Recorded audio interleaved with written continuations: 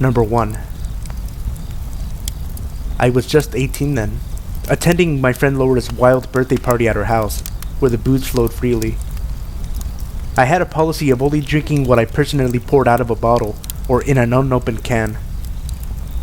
I was normally so very careful. Towards the middle of the party, I was introduced to Eric, a friend of a friend's. After a few jokes, he said, "I could really use some coffee right now." Then, he proceeded to reach into his bag and pulled out a sachet of instant coffee and a bottle of Nutella. I was intrigued. He went into the kitchen and came back with a steaming mug. I swear to God, the smell of Nutella coffee was heavenly.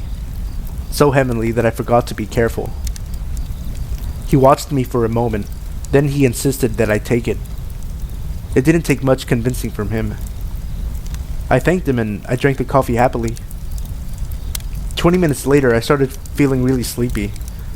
It was odd since caffeine tends to get me hyper and gives me insomnia. I shouldn't have been sleepy. Eric was still chatting with me, but I was finding it harder and harder to focus. I made a move for the loo, and he stood to help me. I stumbled into Laura as we made our way out of the living room. Just at that moment, I had this gut instinct that I needed to throw myself on Laura. I was barely coherent at this point, but I focused all my attention on wrapping my arms around my friend. I can't even remember what happened for the rest of the night. In the morning, I found myself sleeping on Laura's bed while she was sleeping next to me. Apparently, I had clung onto her tightly, even as Eric sought to untangle me. She sensed that something was up and decided not to let him take me away. After a while, Eric left the party. Several people then told her that he had a history of preying on girls, and that they were glad that he was gone.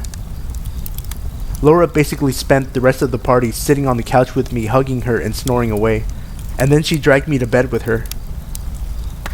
I am really lucky to have a friend like her. And girls, never ever drink anything at a party that you didn't pour yourself. Even delicious Nutella coffee.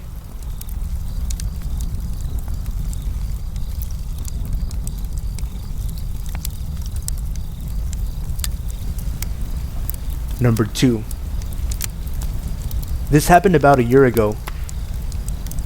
I'm a 22-year-old male, and I was at a house party 4 miles away from my apartment. I'd been drinking quite heavily. Around 4 in the morning, I threw up in the bathroom, and the host asked me to leave. That sounds reasonable enough to me, so I call for a cab to take me home. The cab arrives 10 minutes later, and I get inside. The driver is a middle-aged man from Lebanon. I told him I wanted to go to the city library. I lived very close to it, and I had found it was much easier to just tell taxi drivers to drive me to the library rather than trying to remember my home address. He takes off, and we have that awkward, drunken conversation we've all had with cab drivers. As we begin to approach my block, I notice he keeps driving where he should have taken a left turn. "Hey, weren't we supposed to go left there?" I ask. "No, don't worry, this route's better," he replies. "Alright, whatever. He probably knows what he's doing, I think." "Your hair is very pretty," he says. "Thanks, man. That's very kind of you to say," I slur. Most of my brain is thinking, yeah, obviously my hair is very pretty. It's long and shiny, and I actually used shampoo this week, but a small part in the back of my head is screaming at me that this isn't normally how cab drives are supposed to play out. As I try to work this out in my horribly drunken mind, I feel something touching my left ear. I flinch, and I notice that the driver is running his fingers through my hair. Large sections of my intoxicated brain are now agreeing with the screaming part. This is highly suspicious, and I'd better get out of the car. "Right, would you just pull over right here?" "But don't you want to know where we're going?" No, I want to get out of the car, right now." He ignores me and keeps on driving. "Listen, I really need to get back home." "Relax, man. Don't you want to go to the party?"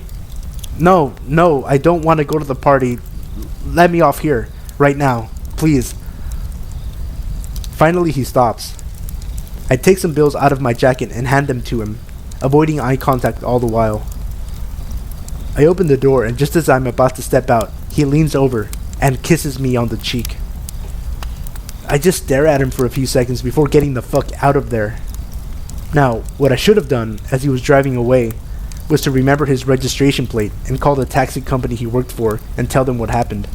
But I was too drunk to realize that at the time.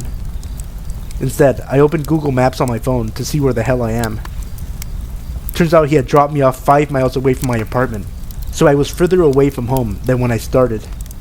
I decide to not call another cab, and I just walk back home. I get home around 6:30, startling the shit out of my roommate. "Where the hell have you been?" she demands. "I need to sleep. I've been molested," I reply, before crashing down on my bed and immediately falling asleep. I haven't called for a cab in the city since.